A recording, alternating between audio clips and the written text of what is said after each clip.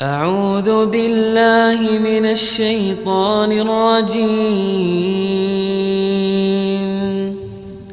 بسم الله الرحمن الرحيم.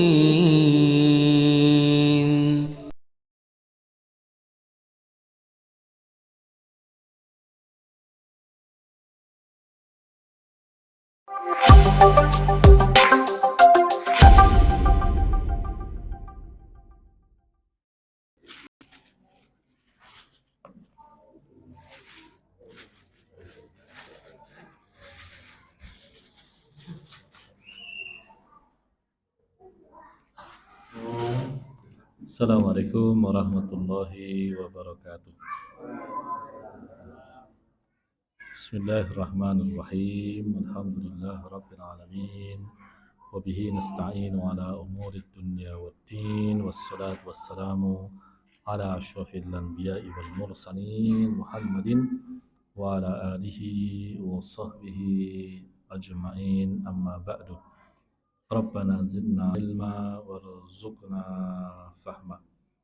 Allahumma anfa'na bima 'allamtana wa 'allimna ma yanfa'una wa na'udzu bika min ilmin la yanfa'. Allahumma taqabbal minna innaka antas samiul alim wa tub 'alaina innaka antal ghafurur rahim. Bapak Ibu jemaah sekalian yang dirahmati Allah, terakhir kita bertemu setahun yang lalu ya. 31 Desember 24. Berarti ini Januari, sekarang sudah Februari. Bapak Ibu sekalian rahmati Allah, alhamdulillah pada petang hari ini kita bisa berkumpul di tempat ini, fi baitin min buyutillahi azza wa jalla, di salah satu rumah di antara rumah Allah Ta'ala ini. Dan di antara niat yang kita hadirkan adalah yang pertama tentu saja beriktikaf. Sebelum beberapa pekan lagi kita akan memperpanjang iktikaf kita, Bapak Ibu sekalian, yaitu di bulan Ramadan. Yang kedua, Bapak Ibu sekalian, kita di sini menanti datangnya waktu sholat selanjutnya, dan di dalam penantian tersebut terdapat pahala dan ampunan yang besar dari Allah Subhanahu wa Ta'ala.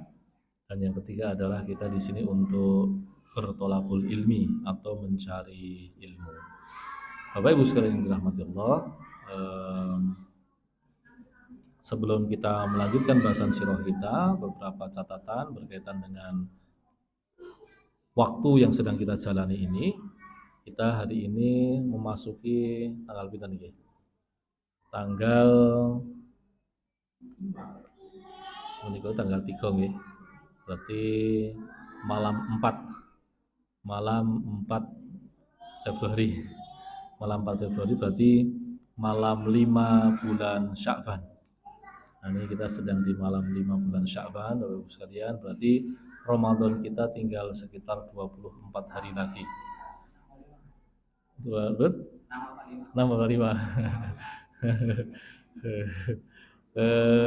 kalau tidak salah tanggal 30 Januari itu kan malam 1 nggih. Jadi 31, 1, 2, 3, 4. Ini kan malam 4 nggih. Malam itu lagi? Malam 5 nggih. Oh, 5. Berarti tinggal 24 hari lagi. 24 hari lagi atau 23 atau 24 hari lagi kita bertemu dengan bulan Ramadan ya. Sekarang tanggal 5 Sya'ban ya, Pak ya. 5 Sya'ban. Malam 5 Sya'ban. Karena kita tuh kalau dalam tanggalan Hijri pergantian hari itu maghrib ya. Tapi sebetulnya dalam tanggalan Masehi pun sebetulnya dulu pergantian hari nggih maghrib. Tapi sejak tahun 1900-an perkembangan industri itu menggeser pergantian hari dari maghrib ke jam 12 malam. Biar pabrik-pabrik itu nggak bayar lembur. Itu sejarah waktu di Inggris begitu. Jadi awalnya itu di Inggris, kemudian terpakai ke banyak dunia. Dulu kita nyebutnya malam Rebu, ini kan pengajian malam Rebu gitu. Tapi kemudian berubah jadi Selasa malam. Selasa malam ya, karena menggunakan tadi gara-gara Masehi yang digeser mengikuti kepentingan industri tadi. Tapi sebetulnya kalau kalendernya Hijri ya ini malam Rabu. Nah, Bapak Ibu sekalian dirahmati Allah, kita di bulan Sya'ban ini ada dua hal yang bisa kita lakukan. ada beberapa hal yang perlu kita lakukan. Yang pertama adalah mempersiapkan diri memasuki bulan Ramadan. Terus sekalian minimal hatinya itu rindu ketemu Ramadan. Seperti yang disebutkan dalam hadis, man shoma ramadhana imanan wa ihtisaban ghufira lahu ma taqaddama min dzambihi.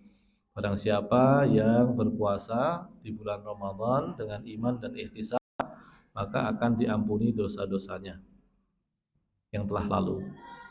Nah, di situ kata kuncinya adalah imanan wa ihtisaban, iman dan ihtisab. Yaitu iman artinya kepercayaan yang penuh kepada Allah dan keutamaan-keutamaan yang Ia sediakan, serta ihtisab, ya betul-betul mencari pahala di sisi Allah Subhanahu wa taala. Nah, di antara bentuk iman dan ihtisab itu apa? Ya, hari-hari ini kita mulai rindu ketemu Ramadan, kita menanti pertemuan dengan bulan Ramadan, kita ingin bertemu dengan Ramadan. Nah, itu termasuk bagian dari iman dan ihtisab kita. Yang kedua, Bapak Ibu sekalian, masih bagian dari iman dan ihtisab, yaitu adalah apa? Kita melakukan hal-hal yang berhubungan dengan persiapan Ramadan itu, diantaranya satu, puasa sunnah. Ya, Nabi Muhammad SAW itu paling banyak berpuasa sunnah itu di bulan Sya'ban. Kalau kita mengumpulkan berbagai riwayat tentang puasa Nabi di bulan Sya'ban, itu Nabi Muhammad bisa jadi itu berpuasa sampai 25 hari, 26 hari selama bulan Sya'ban. Itu perkiraan ya, berdasarkan hadis-hadis yang bermacam-macam. Tapi kalaupun tidak sampai 25 hari, 26 hari, anggapan bahwa di separuh bulan terakhir itu tidak boleh berpuasa atau dimakruhkan berpuasa, maka sekurang-kurangnya Nabi Muhammad itu bisa berpuasa sekitar 15 hari. 15 hari. Andaikan kemudian puasanya itu adalah puasa Daud misalkan, tidak setiap hari, itu berarti Nabi Muhammad sekurang-kurangnya berpuasa sebanyak 7 hari sampai 8 hari. Nah, sebelum memasuki bulan Ramadan. Tapi kalau kemudian kita menggunakan pendapat yang mengatakan bahwa Nabi Muhammad hampir berpuasa sebulan penuh, maka bisa jadi sampai 25, 26, 27 hari. Sehingga di 3-4 hari terakhir bulan Sya'ban itu Nabi Muhammad tidak berpuasa karena agar tidak menimbulkan persangkaan ya bahwa Ramadan itu panjang. Nah, Bapak Ibu sekalian dirahmati Allah, lalu di antara amal yang lain yang bisa kita lakukan untuk menanti Ramadan adalah membaca Quran, memperbanyak bacaan Al-Quran. Yang lama tidak membaca Quran, yang sudah lama tidak membaca Quran, Sya'ban ini bisa digunakan untuk memulai kembali membaca Al-Quran. Ya, dari bacaan terakhir yang dibaca sebelumnya atau dari Al-Fatihah tidak ada masalah. Yang pasti kembali membaca Al-Quran. Tapi bagi yang sudah terbiasa membaca Quran, Bapak Ibu sekalian, maka bisa dengan cara memperbanyak bacaan Qurannya. Kalau biasanya sehalaman, ya bisa naik ke 2 halaman. Nah, itu dia. Dan nanti di bulan Ramadan lebih banyak lagi. Nah, adapun kebiasaan baca Quran lebih banyak di bulan Sya'ban ini tidak ada sunnahnya, tetapi itu kebiasaan orang-orang soleh saja. Mereka menganggap bahwa memperbanyak baca Quran menjelang Ramadan itu termasuk cara memperbaiki diri sebelum datangnya bulan mulia, yaitu bulan Ramadan. Nah, Bapak Ibu sekalian rahmati Allah, itu saja catatan kita berkaitan dengan persoalan bulan Sya'ban ini, dan mari kita lanjutkan bahasan kita tentang sirah nabawiyah, tentang Idul Adha yang pertama kali terjadi di zaman Nabi. Ya, dikatakan fil ashir min dzulhijjati minas sanah as-saniyah lil hijrati hadara Idul Adha. Jadi setelah perang Badar, ya perang Badar itu kan di bulan Ramadan tahun kedua, okay? Lalu Syawal, kemudian Dzulqa'dah, lalu Dzulhijjah. Nah, di bulan Dzulhijjah tanggal 10 Nabi Muhammad SAW untuk pertama kalinya itu berhari raya sembelihan, hadara Idul Adha. Wa kana awwala adha ra'ahul muslimun. Itu adalah hari raya Idul Adha yang pertama kali disaksikan oleh kaum muslimin. Wadhaha Rasulullah sallallahu alaihi wasallam bi kabsyaini amlahaini aqranaini. Nabi Muhammad menyembelih 2 kambing besar, ya, yang tanduknya besar. Bapak sekalian dirahmati Allah, kalau kita bicara tentang Idul Adha, sunnahnya itu kambing, yang diutamakan adalah kambing. Yang diutamakan adalah kambing, karena itulah yang menjadi pilihan Nabi Muhammad SAW. Bagaimana dengan sapi? Tidak masalah, unta nggak masalah. Bahkan kalau perlu tentang Indonesia iseng-iseng mawon nggih nyobi-nyobi pisan-pisan nyembelih unta nggih. Kan dereng nate to, tesih jarang to, Pak. Sapa ngerti benjing mustakfirin nggih, benjing Juni nggih. Pisan-pisan nyembelih unta. Setunggal unta nggih wong 10. Nah, niku lumayan nggih. Adapun berkaitan dengan pilihan kambing Nabi, kambing bukan domba nggih Bapak sekalian, pilihan Nabi itu kambing. Nah, kambing pilihan Nabi itu yang besar. Yang besar, yang warnanya bagus, ya, hitam, kakinya putih gitu, atau putih kakinya hitam. Ya, kalau perlu kemudian istilahnya itu berkacamata, ya, di lingkaran di sekitar matanya itu ada warna yang berbeda, dan tanduknya besar. Nah, kambing yang besar begitu itu kalau zaman sekarang harganya juga nggak murah. Harganya bisa sampai belasan juta, bahkan puluhan juta. Hanya memang kalau ditinjau dari besaran maslahatnya atau manfaatnya, kambing besar seperti itu hanya untuk satu orang. Hanya untuk satu orang, tidak mencapai 7 orang. Nah, itu dia. Nah, tapi bagi orang yang punya uang, ya enggak apa-apa. Nah, jika ditinjau dari maslahat, dia bisa, misalkan dia punya duit 40 juta, 50 juta. Kalau dia mencari pahala yang lebih besar dari sunnahnya, dia nyari kambing yang ukurannya besar dan harganya mahal. Kalau nyari pahala besar ditinjau dari sunnah Nabi. Tapi kalau nyari pahala besar dari manfaatnya, dia bisa 50 juta itu dengan satu sapi. Nah, satu sapi itu bisa untuk sendirian atau ada 6 orang yang lain yang diikut sertakan. Misalkan ya, punya saudara banyak, gelem ra kowe tak melokke gitu ya. Dengan atau tanpa membayar pun tidak ada masalah. Yang pasti itu pilihan. Adapun domba, Bapak Ibu sekalian, domba itu beda dengan kambing, ya. Istilahnya itu wedhus gembel. Nah, wedhus gembel itu hukumnya berbeda. Kalau kambing atau wedhus itu 2 tahun sempurna atau giginya poel itu ada yang berganti. Kalau domba tidak. Kalau domba itu pitung sasi pun saged.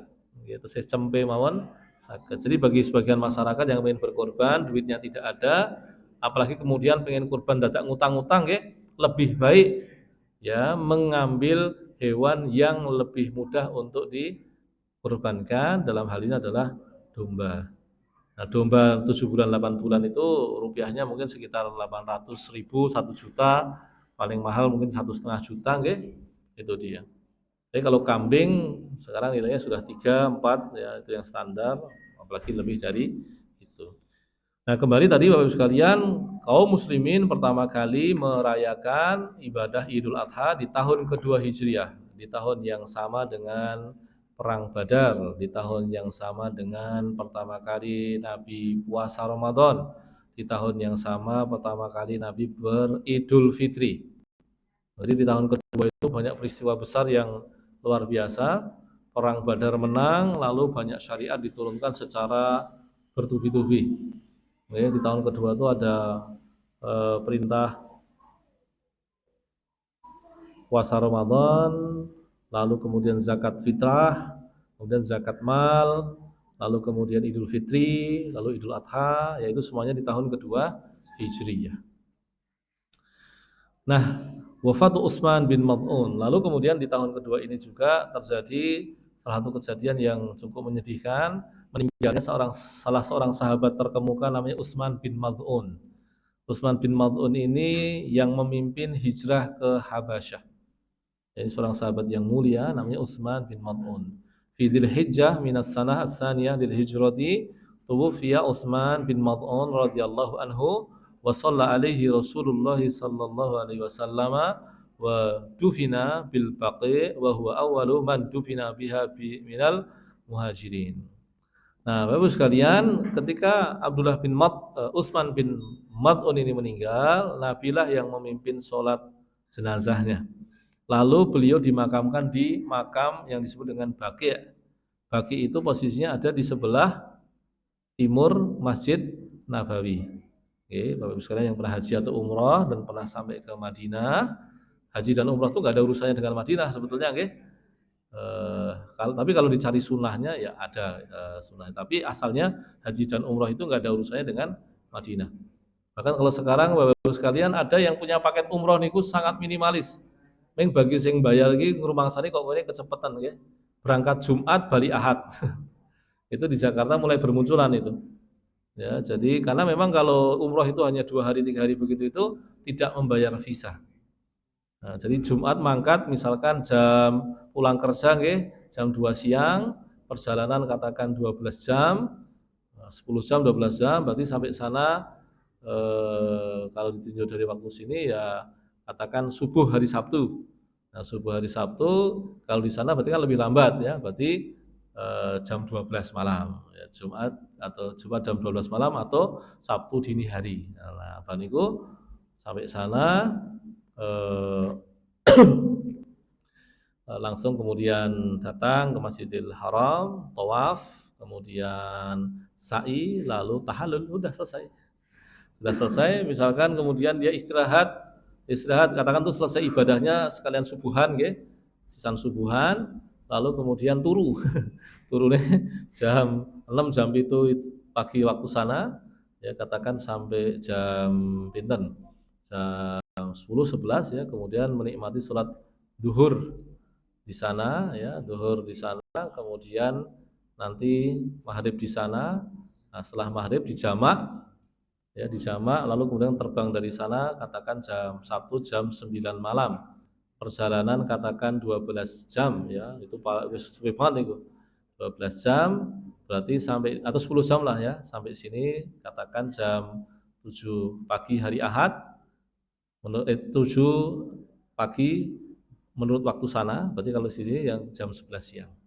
Pun rampung nih, jadi mangkat Jumat jam 3 sore maupun jam 4 sore, tekan tinggi mulai Ahad jam 12 duhur, itu saged itu. Karena sebetulnya haji dan umroh itu hanya ada di Makkah saja, tidak ada hubungannya dengan Madinah. Adapun kalau tadi Madinah ya, makam di sebelah timurnya Masjid Nabawi itu ada makam Baqi'.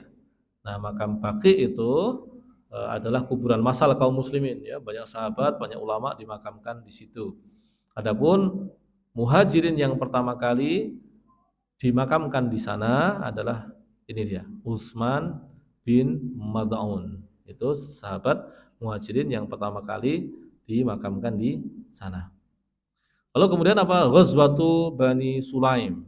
Ya, Bapak sekalian, di tahun kedua setelah perang Badar, kaum muslimin itu citranya berubah. Ini dianggap sebagai kuda hitam, ya. Pemain baru ya, yang masuk dalam pertempuran dan bisa langsung mengalahkan tim favorit. Kalau main bola gitu nggih. Lagi promosi tentang Serie A kalau Italia gitu ya, atau Premier League itu kalau di Inggris, baru promosi dari Liga B ya, atau Seri B atau dari kasta yang lebih rendah, barusan naik tiba-tiba mengalahkan misalkan napa sing menangan teng Inggris. MU kalahan pun tangguh kalahan nggih. Jadi pendukung MU mohon maaf. Ya mungkin Arsenal atau Liverpool gitu nggih. Maka kemudian itu menjadi bahan perhatian. Kayak wong-wong Islam kayak kok iso-isone menang lawan wong-wong Quraisy nah, gitu nggih. Itu menjadi bahan perbincangan orang-orang Arab ya saat itu. Nah, tetapi setelah menang melawan orang-orang Quraisy, kaum muslimin harus bergerak cepat. Ya, ada banyak tantangan-tantangan yang dekat maupun yang jauh yang harus dihadapi. Fi Muharram minas sana as-sadisah lil hijrah, jadi di bulan Muharram, berarti hitungannya dianggap sudah tahun ketiga Hijriah. Nah, di tahun ketiga Hijriah, bulan Muharram awal tahun nggih, waqa'at ghazwatu Bani Sulaim wa tusamma Qarqarah al-Qudr. Ya, jadi perang melawan Bani Sulaim ini sering disebut sebagai perang Qarqarah Qudr. Itu dia. Kharaja Rasulullah sallallahu alaihi wasallam fi mi'atai rajulin min ashabihi lamma balaghahu jam'un li Bani Sulaim yuridu ghazwatal Madinah. Jadi Nabi itu punya banyak mata-mata. Bapak Ibu sekalian, Nabi itu sebenarnya sirah itu sangat lengkap nggih. Hanya mungkin kita tidak berkesempatan untuk membacanya sampai detil. Sirah yang tipis ada, yang tebal ada, yang sangat tebal juga ada, nggih. Kalau ulama Nusantara yang menulis sirah yang cukup tebal dan dicetak sampai sekarang masih dicetak dengan laks itu adalah karangan dari Kiai Munawar Khalil. Itu Kiai Muhammadiyah tahun 50-an 60-an, tapi juga di saat yang sama Kiai Persis. Karena dulu biasalah orang Muhammadiyah dengan orang Persis itu tukar-tukaran anggota begitu. Tapi sayangnya beliau meninggal muda ya, meninggal masih di usia 45 atau 50 tahun begitu. Nah, beliau punya surah Nabawiyah 3 jilid tebal. Ya, 3 jilid tebal. Dulunya pernah ditebetkan pretelan-pretelan gitu, jadinya banyak sekali. Kemudian oleh Gema Insani dicetak 3 jilid tebal dan itu sangat bagus. Tapi intinya apa? Ada banyak informasi sebetulnya yang tidak tercatat di sirah-sirah standar karena memang itu informasi-informasi pelengkap yang penting bagi yang menekuni. Bagi yang tidak menekuni sebetulnya ya informasi tambahan saja. Contohnya apa? Nabi itu punya banyak intel. Ya, Nabi Muhammad itu punya banyak mata-mata. Punya banyak spionase gitu, nggih. Nah, di antara nama yang paling terkenal adalah sahabat yang namanya Hudzaifah bin Al-Yaman. Nah, adapun Nabi mendengar ya bahwa orang-orang Bani Sulaim ini sedang mengumpulkan kekuatan untuk menyerang kota Madinah. Maka sebelum orang-orang Bani Sulaim itu datang, Nabi Muhammad langsung membawa 200-an orang untuk mengepung Bani Sulaim. Nah, itu dia. Jadi sebelum diserang ya menyerang duluan. Nah, kalau kita yang sekarang sedang kita syukuri adalah orang-orang Zionis Israel yang kelihatannya habis-habisan menghancurkan Gaza, ternyata mereka itu cukup lemah, cukup rapuh sehingga minta gencatan senjata dengan orang-orang Hamas. Alhamdulillah Gaza kemudian sekarang mulai menuju stabil, meskipun sudah hancur lebur ya. Mereka akan membangun kembali wilayah tersebut, tetapi ya biasalah orang Zionis itu memang pengkhianat. Saking pengkhianatnya banyak orang Yahudi aja jengkel. Ya, saya pribadi hampir tiap hari pasti update informasi tentang Palestina karena kita harus jujur Bapak Ibu sekalian, kita diajari banyak hal oleh Allah melalui mereka. Ya, mereka membayar sangat mahal dengan kehancuran kota Gaza mereka, tapi dengan bayaran mahal itulah mereka mengajari kita banyak hal. Ya, tentang keberanian, tentang keteguhan, tentang kesabaran, tentang kelembutan hati. Ya kan hebat ya, hatinya lembut tapi kuat gitu. Kalau kita kadang-kadang kasar tapi ternyata lembek aja, rakendel gitu ya, bukan orang tangguh. Nah, orang-orang Gaza punya hal-hal itu, kelembutan hati dan di saat yang sama kekuatan gitu nggih. Ya, dan tadi orang Zionis itu berkhianat dan orang Yahudi aja sampai yang banyak yang jengkel gitu. Ya, bahkan ada yang di parlemen mana begitu dia bilang, "Saya orang Yahudi. Saya orang Yahudi, bapak saya Yahudi, ibu saya Yahudi sepenuhnya." Tapi betul-betul orang-orang Israel ini memuakkan kata dia. Nah, termasuk banyak Yahudi-Yahudi yang sepuh yang usianya 80-an yang selamat dari Holocaust begitu ya. Itu jengkel sekali dengan kelakuan orang-orang Zionis Israel. Nah, itu dia. Nah, Bapak Ibu sekalian dirahmati Allah, mereka minta gencatan senjata, tapi pengkhianatannya gimana? Tiba-tiba nyerang. Termasuk sekarang yang paling menjengkelkan mereka menyerang tepi barat. Jadi Bapak Ibu sekalian, Palestina itu kan luas. Oleh orang-orang Zionis Israel itu dipotong jadi dua. Yang separuh nyingkir ke Gaza, ya dekat laut, yang separuhnya lagi nyingkir ke sebelah timur ke perbatasan dengan Yordania, dengan Syria, dengan Lebanon begitu. Nah, keberadaan Masjidil Aqsa itu yang di situ itu, yang di tepi barat itu. Di sebelah timur namanya tepi barat atau West Bank begitu, oke. Nah, di situ itu yang isinya penduduk-penduduk yang dipagari tinggi-tinggi itu dibomi oleh orang Zionis Israel. Kita nggak tahu ya kondisi real di sana bagaimana, apakah bisa mengantisipasi. Kalau di Gaza orang-orang Hamas kita yakin punya antisipasi untuk kondisi Gaza. Tapi kalau di tepi barat itu nggak ada pasukan, hampir nggak ada milisi. Makanya kita agak khawatir dengan kondisi saudara Muslim kita di sana. Nah, Nabi Muhammad SAW ketika membangun kekuatan juga sudah berhitung, sudah punya hitung-hitungan ya siapa yang kemungkinan akan menyerang, dan Nabi mendapatkan info bahwa orang-orang Bani Sulaim akan menyerang Madinah. Makanya sebelum orang-orang Bani Sulaim menyerang Madinah, Nabi menyerang dahulu. Ya, falamma balagha Rasulullah SAW qarqaratul qudar lam yajid ahadan min Bani Sulaim wa lam yalqa ahadan. Nah, meskipun disebut sebagai perang Bani Sulaim, ketika sampai ke wilayah yang namanya Korkoroh tadi, Korkoroh Kuder tadi, Ternyata orang-orang Bani Sulaimnya nggak ada. Ya, jadi ketika mereka membangun kekuatan, Nabi sudah mengantisipasi sehingga mereka karena kondisinya belum siap akhirnya bubar terlebih dahulu. Nah, jadi kita di sini belajar banyak hal dari Nabi. Sering terjadi begitu, nggih. Ketika ada isu akan terjadinya perang, Nabi Muhammad itu lebih dulu untuk mengantisipasi sehingga perang tidak perlu terjadi. Nah, kenapa? Orang-orang yang mau nyerang begitu diantisipasi lebih dahulu, didatangi lebih dahulu sehingga mereka bubar duluan. Ini salah satu kehebatan Nabi di dalam membangun perencanaan. Lalu apalagi ada ghazwatu di Amrin, ya, fi Muharram minas sana as-salisah, masih di bulan yang sama, waqa'at ghazwatu di Amrin wa tusamma ghazwata Ghatafan. Ya, perang Zi Amrin disebut juga dengan perang Ghatafan. Kharaja Rasulullah sallallahu alaihi wasallam fi arba'i mi'ati wa khamsina rajulan. Ya, beliau membawa orang lebih banyak.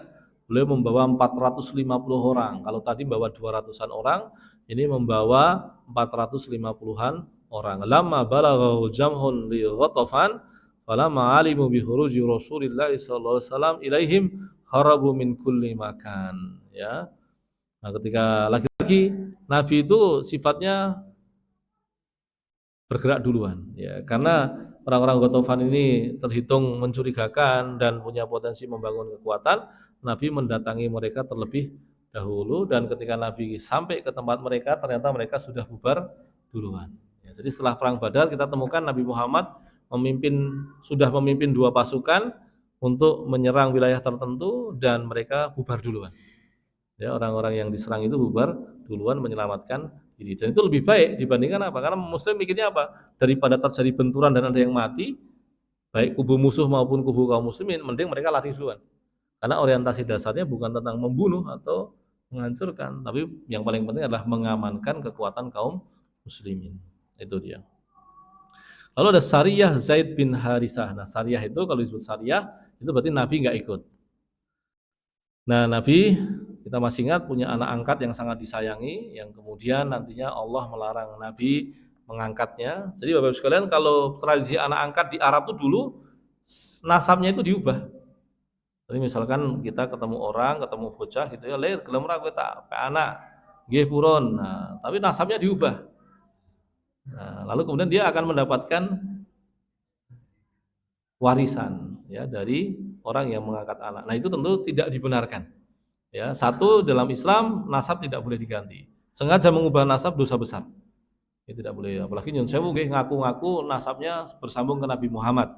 Nah, itu tentu dosa yang sangat serius ya, itu serius sekali. Ya. Tapi kadang-kadang bohongnya itu tipis saja. Tipisnya pripun? Ya, yang bersangkutan bisa jadi orang Arab, ya, turunan Arab begitu. Bapak ibunya Arab, tetapi yang punya marga Nabi itu yang perempuan, yang ibunya. Maka sebetulnya orang begini ini tidak tersambung kepada Nabi Muhammad SAW. Ya. Sebetulnya sejak awal pun Nabi pun tidak punya turunan laki-laki, nasabnya sudah putus. Tapi Nabi sendirilah yang kemudian melegitimasi turunannya itu sebagai ahlul bait. Ya, Nabi sendiri yang. Nah, karena Nabi ngendika begitu, maka kita mencintai mereka. Nah, tetapi ada mereka tuh yang macam-macam, yang soleh ada, kayak Habib Rizik itu alim orangnya memang, atau Habib Quraisy Shihab itu juga alim. Ada juga yang nyimpang, ya, ada yang nyimpang ya, ada juga yang akhlaknya buruk, ya, tapi ada juga yang menipu, ada yang menipu. Ya. Saya kemarin pekan lalu tepat ya ngikuti untuk kelima kalinya ngikuti perkuliahan seorang Habib di Malaysia. Itu nggak ada ngomong ajaib-ajaib, yang diomong itu ilmu aja. Umurnya sudah 94 tahun, masih ngendiko, masih bicara, dan bisa bicara tuh 2,5 jam tanpa minum. 94 tahun. Nah, di acara yang kemarin pekan lalu itu, Raja datang, Perdana Menteri datang. Ya, dan Perdana Menterinya itu bukan malah disambut, malah yang nyurung ke kursinya beliau, ya, Habib Nakib Muhammad Nakib Alatas ini. Jadi Perdana Menterinya yang nuntun ke. Kenapa? Karena muridnya. Jadi Perdana Menteri itu murid. Dan yang dibicarakan ilmu sepenuhnya gitu. Dan yang datang murid-muridnya dari penjuru dunia. Ada yang dari Makedonia, dari Kosovo, dari Rusia, dari Amerika, dari India, datang itu. Nah, itu yang alim itu. Tapi yang akhlaknya kurang menggembirakan ya ada. Yang palsu juga Ada. Dan memalsukan nasab ke Nabi itu tentu dosa yang sangat serius. Itu dia. Nah, Bapak Ibu sekalian dirahmati Allah, maka kita kalau kayak gitu kita selalu berpegang pada prinsip apa yang diajarkan Nabi, ya unsur akhaka zaliman au mazluman. Tolonglah saudaramu zalim maupun dizalimi. Loh, gimana itu cara menolong orang zalim? Mencegahnya. Nah, jadi kalau misalkan orang ngaku-ngaku Habib gitu tapi dia bukan, ya Anda bukan. Anda tidak boleh. Itu dosa yang sangat serius. Ya, diabaikan saja. Nah, itu dia. Kita perlu melatih diri kita untuk mencintai itu dengan cara yang benar, ya. Salah aja. Nggak boleh. Nah, itu kita harus melatih hati kita sebagai orang Jawa, harus khususnya yang Jawa nggih, sing rapenaan itu harus dihilangkan. Dalam perkara hak batil kita harus menghilangkan sifat tidak penaan. Kita latih pelan-pelan, ya. Masing-masing orang, masing-masing etnis, masing-masing budaya itu punya akhlak baik dan akhlak buruknya masing-masing. Tapi kita sebagai muslim, ya, kita perlu mengikuti akhlak-akhlak Islam. Ya, akhlak-akhlak lokal yang sudah sesuai dengan Islam teruskan. Tapi akhlak-akhlak lokal yang tidak sesuai dengan Islam perlu kita sesuaikan dengan Islam, ya, karena yang kita jadikan pegangan adalah arahan Allah dan Rasulullah, ya, bukan sekedar penak-rapenak atau kebiasaan masyarakat sekitar.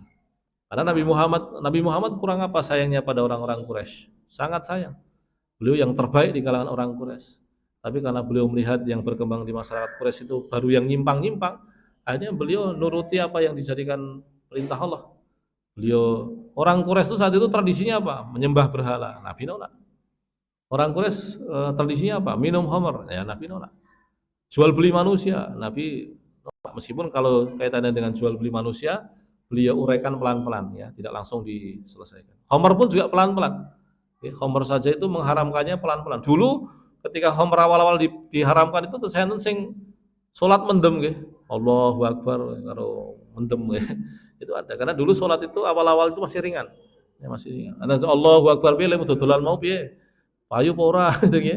Nah, itu dia. Tapi sering berjalannya waktu Allah ketatkan pelan-pelan. Ini menunjukkan di antara hikmah syariah itu apa? Bertahap, ya, bertahap. Kalau kita punya saudara, punya teman, punya apa yang bermaksiat, ya kita jangan berharap dia berubah langsung, ya, jangan. Malah biasanya kalau berubahnya cepat, nanti baliknya juga cepat. Tapi kita ingin yang pokok-pokok dahulu. Ya, termasuk sebetulnya tentang misalkan Syekh Ahmad Thayyib itu ditanyai tentang apakah anak-anak kecil perlu berkerudung dan sebagainya. Tentu kalau dibiasakan baik saja. Tapi yang lebih prioritas bukan kerudung atau tidak berkerudung, tapi iman kepada Allah Subhanahu wa taala. Karena nanti kalau cuman dibiasakan tanpa dibekali pendalaman iman itu nanti akan dilepas. Tapi kalau dia punya iman, ya, nah, andaikan misalkan tidak terbiasa tapi dia punya iman, dia akan melakukannya. Tapi kalau bisa digabungkan dua-duanya ya bagus, ya. Dibiasakan sejak kecil sembari iman itu ditanamkan pelan-pelan. Nah, itu dia. Bapak Ibu sekalian dirahmati Allah, itu memang karakter syariat itu pelan-pelan atau bertahap. Nah, itu terus kemudian tadi kembali Nabi punya anak angkat yang disayangi, ya, yang kemudian oleh Allah tidak diizinkan, ya, tapi tetap menjadi kesayangan Nabi, namanya Zaid bin Harisah. Nah, itu dia. Nah, fi Jumadil Akhirah, kan Muharram, Safar, Rabi awal, Rabi akhir, Jumadil awal, Jumadil Akhirah. Berarti 5 bulan. 5 bulan. Nah, jadi kalau kita renungkan, Nabi itu ada nggak waktu untuk santainya? Ya sempat ada. Sebulan 2 bulan itu ya tetap ada, Nabi menemukan ketenangan, menemukan masa-masa tenang itu ya ada gitu, ya. Contohnya kalau di urutan peristiwa ini, Nabi tadi perang di Qorqorah, ya, bulan Muharram, lalu menghadapi orang-orang Ghatafan juga di bulan Muharram, lalu Safar tidak ada peristiwa khusus, Rabiul Awal, Rabiul Akhir, Jumadil Awal nggak ada peristiwa khusus, baru di Jumadil Akhir. Nah, fi Jumadil Akhirah minas sana as-sadisah lil hijrah ba'atha Rasulullah sallallahu alaihi wasallam sariyatan bi qiyadati Zaid bin Harisah. Ya, Nabi Muhammad mengutus Zaid bin Harisah untuk bergerak, ya, mendatangi sebuah kaum, yaitu adalah bal hadaf i'tiradu qafilatin li Quraisyin fa ghanamuha. Jadi tujuannya itu adalah menghadang kafilah dagangnya orang Quraisy. Bahasa kasarnya itu sebetulnya perampokan. Tapi kenapa kok Nabi menyuruh untuk merampok? Alasannya sederhana saja. karena orang Quraisy yang merampok hartanya kaum muslimin sebetulnya. Kalau tanpa alasan itu Nabi tidak mungkin menyuruh. Dan kenapa yang kena hanya orang Quraisy? Yang lain nggak kena. Ya karena memang yang awal sing gawe gegoro awal itu ya orang Quraisy itu sebetulnya. Jadi orang-orang muslim yang pindah ke Madinah itu banyak yang rumahnya dirampok oleh orang-orang Quraisy. Maka kaum muslimin membalasnya dengan tujuan juga untuk melemahkan kekuatan kaum muslimin karena mereka yang menguasai wilayah kaum muslimin yaitu Ka'bah dengan cara apa? Memoroti, ya, mengambil harta-hartanya orang-orang Quraisy. Ya, itu untuk tujuan politik yang jelas. Lalu kemudian Bapak Ibu sekalian, seperti yang sudah kami ceritakan, Nabi Muhammad itu punya 4 orang anak perempuan. Okay. Anak perempuan pertama itu adalah Zainab. Ya memang ada beda pendapat, tapi di antara yang terkenal adalah yang paling tua itu Zainab. Zainab itu cerita pernikahannya sangat mengagumkan, ya. Zainab itu dinikahkan oleh Nabi dengan saudaranya Khadijah. Namanya adalah Abul As. Nah, ketika menikah bahagia, laki perempuan ini saling sayang. Lalu Muhammad SAW menjadi nabi. Zainab ikut masuk Islam, tapi suaminya Abul As tidak mau masuk Islam. Nah, lalu kemudian Zainab pun juga tidak bisa hijrah karena dia terikat dengan suaminya kan. Ya, karena dia mencintai suaminya. Nah, maka ketika perang Badar terjadi, Abul As itu menjadi musuhnya Nabi dan ditawan oleh Nabi Muhammad SAW. Nah, itu dia. Dan sempat kita sebutkan, ya, ketika itu kaum muslimin sepakat untuk membolehkan tebus tawanan. Jadi kaum muslimin sepakat orang-orang yang ditawan ini tidak dieksekusi, melainkan boleh ditebus oleh keluarganya. Nah, siapa yang nebus Abul As? Ternyata yang nebus Abul As adalah anaknya Nabi Muhammad, anak perempuannya Nabi Muhammad, yaitu Zainab. Nah, itu dia. Dan yang menyedihkan adalah Zainab itu ketika menebus Abul As itu mengirimkan sejumlah uang dan kalung kesayangannya Khadijah. Kalung kesayangannya Khadijah yang diberikan kepada Zainab dipakai Zainab untuk nebus Abul As. Kira-kira kalau panjenengan sebagai seorang laki-laki punya anak perempuan kesayangan, diperlakukan baik oleh suaminya, tapi suaminya kebetulan tidak mau jadi muslim dan malah menjadi lawan panjenengan, lalu anak perempuan panjenengan menebus mantune panjenengan dengan harta kesayangan mantan istri panjenengan yang sudah seto, piye perasaannya? Ya itu kan berat sekali kan. Maka kemudian Nabi minta kerelaan kaum muslimin, wahai kaum muslimin gimana nih? Sudah Nabi tidak apa-apa, silahkan. Lalu kemudian Abul As disuruh membawa hartanya pulang ke Mekah. Dan Nabi bilang, biarkan Zainab hijrah. Sebagian ulama mengatakan bahwa Zainab diceraikan oleh Abul As. Ada yang mengatakan tidak cerai. Tapi intinya apa? Zainab kemudian pindah ke Madinah. Nah, singkat cerita Bapak Ibu sekalian, nanti Abul As itu ketangkep oleh kaum muslimin ketika tadi, ya, kafilah dagangnya itu menjadi target operasi kaum muslimin. Nah, ketika ketangkep begitu itu sebetulnya nggak ketangkap langsung, ya. Dia lari, ketika dia lari ternyata dia bersembunyi di rumahnya Zainab. Dia kaget, kamu ke sini kemana? Kenapa itu? Saya mencari perlindungan. Coba sampaikan kepada bapakmu bahwa aku minta perlindungan. Nah, menariknya adalah Nabi Muhammad itu ketika selesai sholat, Zainab mau menyampaikan sesuatu begitu. Nabi Muhammad kemudian bilang, sampaikan kepada kaum muslimin. Maka Zainab menyampaikan, minta tolong, ini suami saya atau bekas suami saya minta perlindungan, boleh enggak? Nabi nyerahkan kepada kaum muslimin, gimana, boleh enggak? Andaikan kaum muslimin mengatakan enggak boleh, ya paling enggak boleh itu. Tapi kaum muslimin mungkin sungkan gitu, ya, karena toh itu juga perkara yang mubah, membolehkan. Nah, ketika membolehkan begitu itu, akhirnya apa? Harta-hartanya orang Quraisy yang tadinya dibawa oleh Abul As untuk diperdagangkan, yang sudah ketangkap kaum muslimin dikembalikan pada Abul As. Sembari mengatakan apa? Silahkan bawa harta itu kembalikan kepada orang-orang Quraisy. Maka Abul As kemudian membawa harta-harta yang sudah tertangkap itu ke Mekah dan mengembalikannya, dan setelah mengembalikannya dia mengatakan, kalian silahkan saksikan hari ini saya bersyahadat. Kenapa saya tidak bersyahadat ketika di Madinah? Saya tidak mau saya dianggap bersyahadat karena takut kepada kaum muslimin. Tapi hari ini karena saya sudah mengembalikan harta kalian, silahkan kalian saksikan bahwa saya menjadi kaum muslimin. Maka kemudian Abul As pindah dari Mekah ke Madinah. Dan Bapak Ibu sekalian dirahmati Allah, berapa lama Zainab menanti suaminya menjadi muslim? Itu sekitar 19 tahun. Itu luar biasa nggih. Ini persis cerita di Gaza hari ini nggih. Di Gaza itu ada cerita menarik, Masya Allah, ada seorang laki-laki, ada seorang pemuda baru nikah 4 bulan, tiba-tiba ditangkap oleh orang-orang Zionis.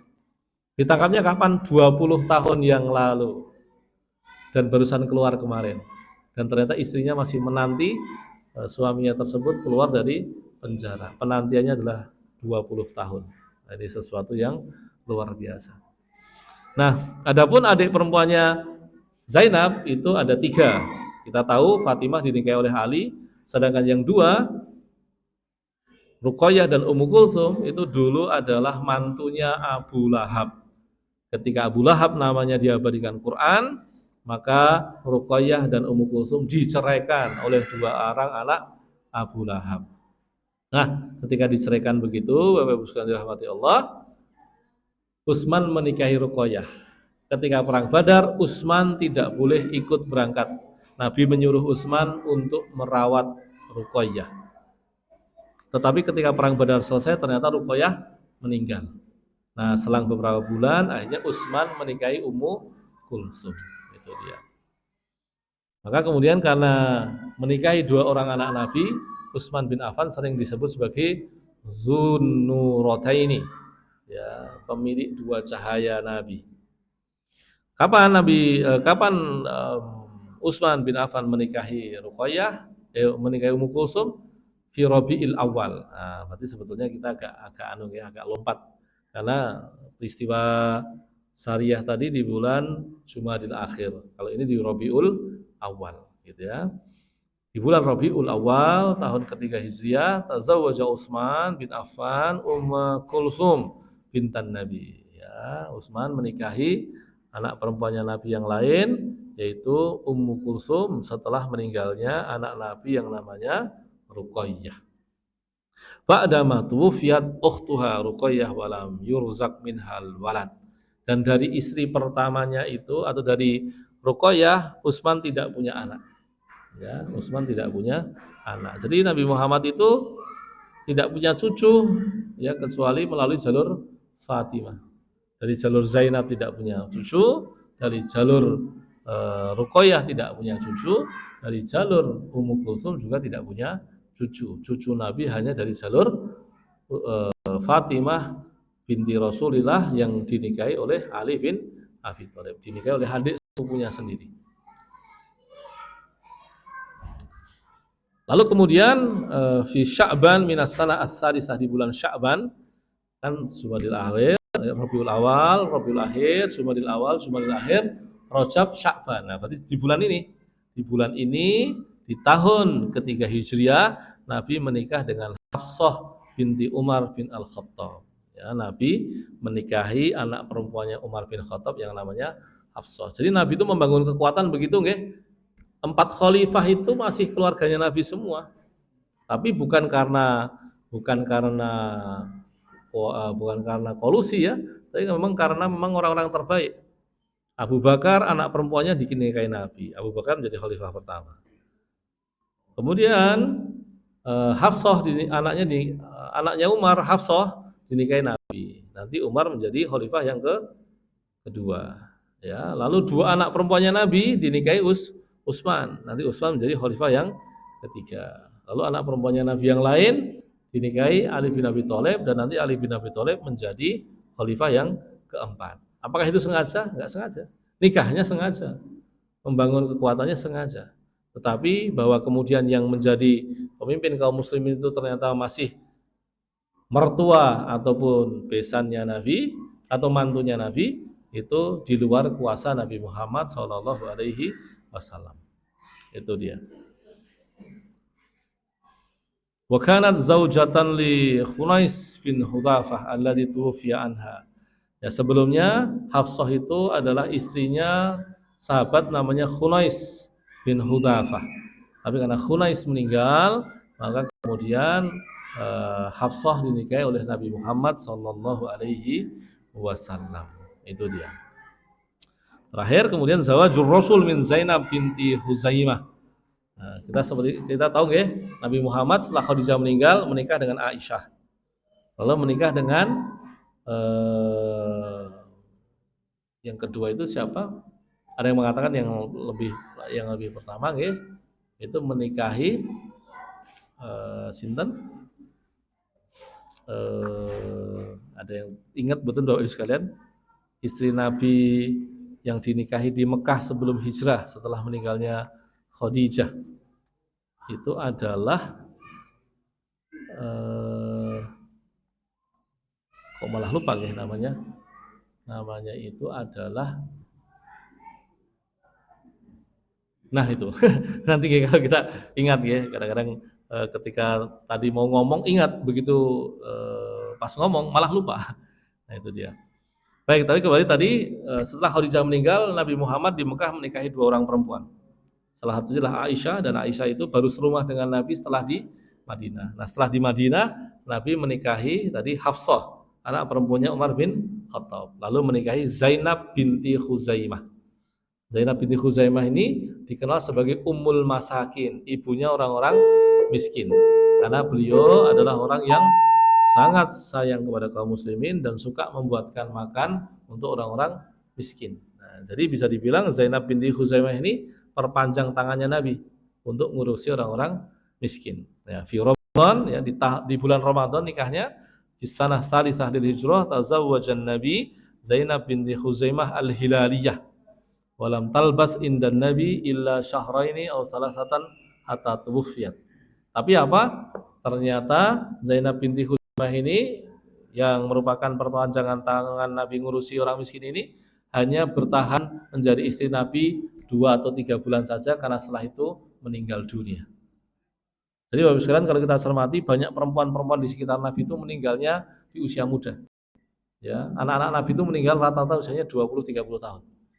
Lalu kemudian istri-istri Nabi itu dinikahi kecuali Aisyah ya yang masih belia itu dinikahi umur 20, 30, 40 tahun ya dan meninggalnya di usia-usia 40, 50 tahun. Nah, jadi usianya enggak panjang. Ya, usianya tidak panjang. Bapak Ibu sekalian dirahmati Allah, itu bahasan kita pada petang hari ini ya. Yang pertama mengingatkan bahwa di bulan Sya'ban ini mari kita siapkan Ramadan kita dengan sebaik-baiknya. Bagi yang kuat puasa sunnah, monggo puasa sunnah. Lalu kalau bisa juga kita memperbanyak bacaan Quran sebelum masuk bulan Ramadan. Adapun yang kedua, tadi kita sudah mengambil faidah dari kisah hidup Nabi Muhammad setelah perang Badar. Di situ Nabi memimpin pasukan mendatangi 2 kaum yang dekat dengan Madinah yang punya potensi untuk menyerang Madinah, tetapi dua-duanya kabur. Lalu Nabi juga sempat menugasi Zaid bin Harithah untuk memimpin pasukan untuk menghadang ya rombongan dagangnya orang-orang Quraisy. Itu dia.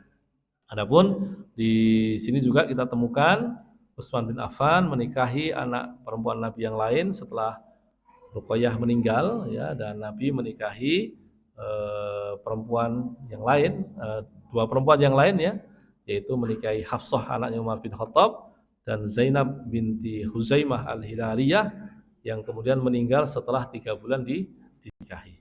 Semoga menjadi manfaat dan pahala kita semuanya. Barakallahu li wa lakum wa sallallahu ala nabiyyina Muhammad. Assalamualaikum warahmatullahi wabarakatuh.